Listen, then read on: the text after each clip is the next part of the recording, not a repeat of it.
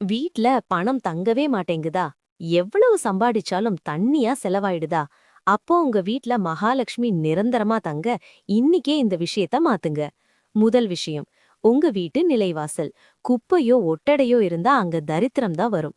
காலையில எழுந்ததும் நிலைவாசல சுத்தமாக்கி கோலம் போடுங்க. லக்ஷ்மி கடாட்சம் அங்கிருந்து தான் ஆரம்பிக்கும்.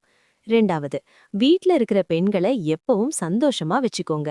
எந்த வீட்ல பெண்கள் அழுதுகிட்டே இருக்காங்களோ, தரக்குறைவா நடத்தப்படுறாங்களோ, அங்க மகாலட்சுமி ஒரு நிமிஷம் கூட தங்க மாட்டாள். 3வது, சாயங்காலம் 6 மணிக்கு மேல வீட்டை இருட்டா வைக்காதீங்க. வாசல்ல அல்லது பூஜை அறையில ஒரு சின்ன விளக்காவது ஏத்தி வைங்க.